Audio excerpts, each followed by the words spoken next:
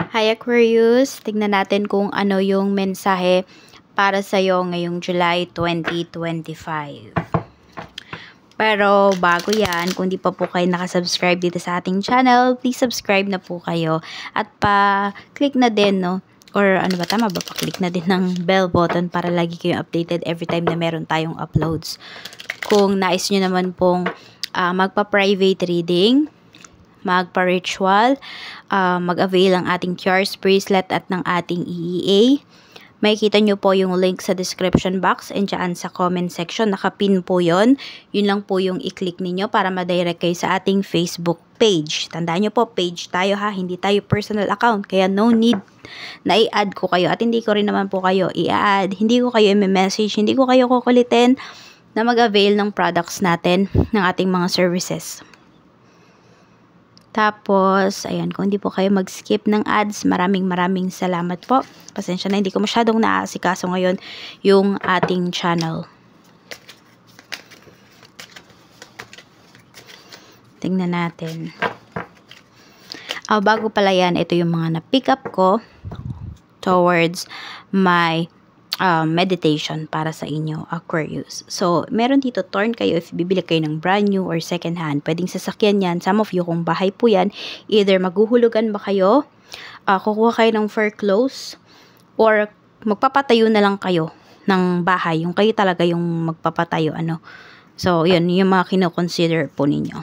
Tapos, meron ako kasing narinig na parang nabasag na glass during my meditation. So, I don't know kung sa CR ba yan or sa terrace. So, kung ano ba tawag doon? Tempered, hindi ko alam kung anong tawag sa glass na yun, ano, yung sa terrace, yung ganun. Or sa CR, yung, di ba yung parang nag-wall siya. Pero glass, yun, pwedeng mabasag yun. Kaya mag-iingat po kayo. Tapos, ayun, may magre-regalo sa'yo ng bracelet. Or may magbibigay sa'yo. Tapos, madaming pintura. Hindi ko alam kung nagpa-painting ba yung iba sa inyo. Meron nga doon mga dried na pintura. Or, yan ba, pintura ba yung business po ninyo? Yun yung na-pick up ko para sa inyo, Aquarius. So, yan, kung iba sa inyo, di ba, nag-iisip kayo, ano bang business yung para sa inyo? Yung sisimulan po ninyo, ayun, pwede nyong itry pintura. So, tignan na natin. Pwedeng yun yung magpayaman sa inyo. Or kung nasa artistic side kayo, paintings, true paintings. Pero sabi nga, may nabasa ko ang mga artist daw ngayon, medyo nahihirapan, no, sa pagbebenta ng kanilang mga works. Yun, kung marunong naman kayo, mag-commission base kayo. Pero nasa diskarte nyo na po yan. We have unexpected money. We have good gentleman. Okay. Could be ano to. Bonus. Ano yung tip? Malaking tip. Pwedeng may malaking tip kayo na ma-receive. Ayan o, we have win lots. Pwedeng mababalatuhan yung iba sa inyo. Kung hindi kayo yung mambabalato, Aquarius, kayo yung babalatuhan dito. Tignan natin. Ano yung unexpected money? Ayun, naunsa may tuloy. Meron kasing nag-i-inquire.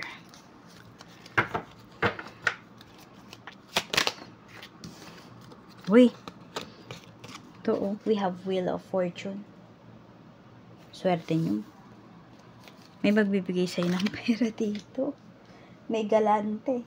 Pwede, sabi ko nga, it's either kayo yung magiging galante or sa inyo may magiging galante. We have 10 of Swords. Okay. So, meron dito, pwedeng last money na nung tao na yon. Could be you, Aquarius. Tas tataya siya. Yung para basta wala, out of nowhere lang. Last money na niya. Saan ko kaya to dadalhin? O yun. Pwede pong manalo. Ang ganda ng energy. Basta there is someone dito, no, na pwedeng magbayad sa'yo ng utang. Basta magkakaroon ka ng pera. Sabi nga, di ba, unexpected money. Pwedeng because of your talent. Tignan natin.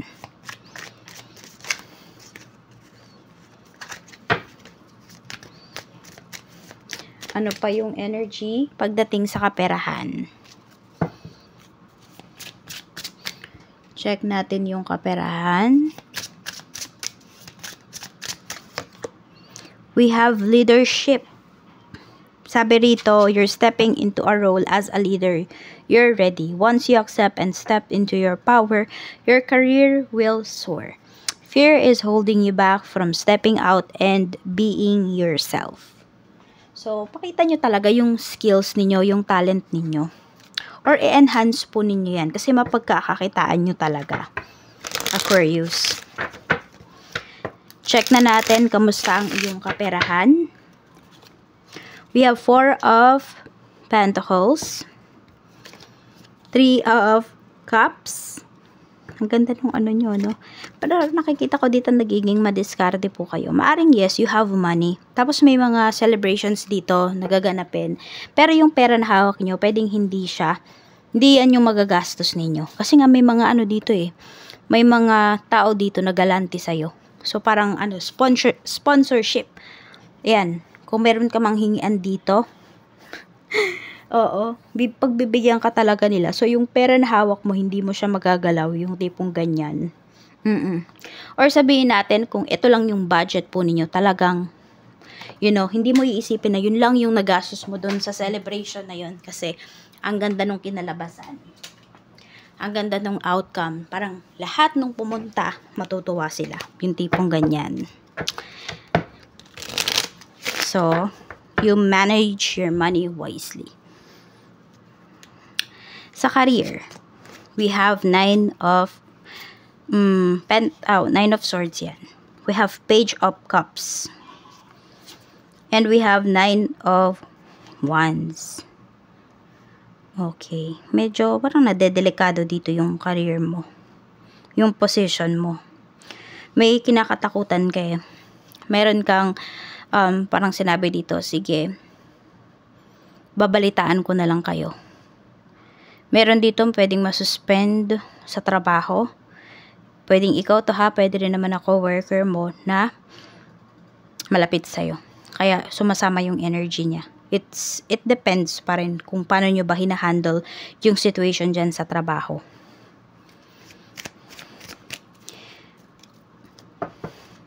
Pero ayun, wala kasi kayong peace of mind.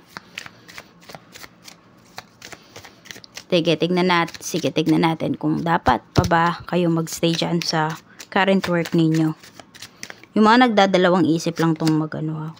Kaya pa naman, maaayos naman po kung ano yung problema dyan sa trabaho.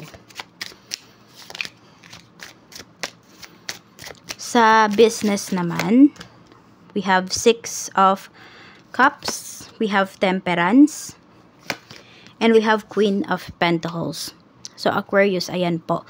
Sinasabi rito, makakabawi na yung inyong negosyo. Ayan. Kung nalugi man yung inyong business before, pero hindi nyo naman kasi ito give up. Ayan po. Unti-unti na po, makakabawi na po kayo. Maganda yung sales ninyo ngayong July. Kung meron po kayong asawa, makakatulong nyo din yung asawa nyo sa business na ito. Oo, mafe-feel mo yung help niya or yung support niya towards your business.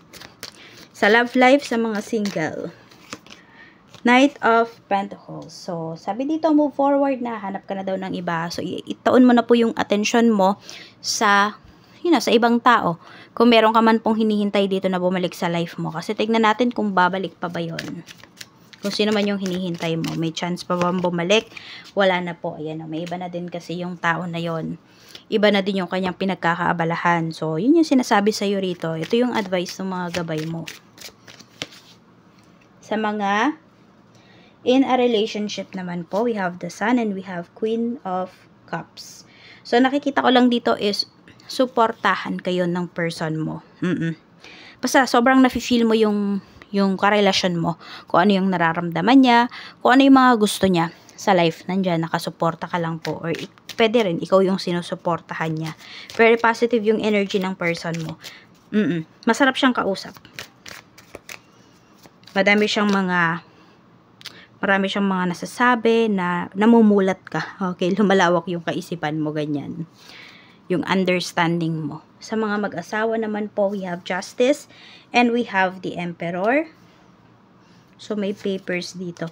Okay. So, yan. Kung pinagdududahan nyo po yung asawa nyo, kung ano man yan, no? Kung saan man kayo nagdududa. Sinasabi naman po dito, nagsasabi siya ng totoo. Very transparent siya sa'yo. Very vulnerable sa'yo yung asawa mo. Tignan natin sa health naman. Sa health, 9 of Cups. So, marami dito healthy na Aquarius. Or could be healthy diet na yung iba sa inyo. So, pwedeng ngayong buwan na to magde-decide talaga kayo na, ito na yung time para magkaroon ng healthy lifestyle. Yan, 6 of Pentacles. Pwede rin kasi, ayun, nitong nakaraan, pwedeng meron kayong ininom na gamot, Parang ayaw nyo nang mag-maintenance, kaya mag-healthy lifestyle yung iba sa inyo. Tignan nyo din kung mag-research muna kayo or mag-ano kayo sa doctor, di ba? Pa-advise kayo kung ano ba yung tamang diet para sa inyo. Wag nyo naman bibiglayin yung inyong katawan. Check naman natin.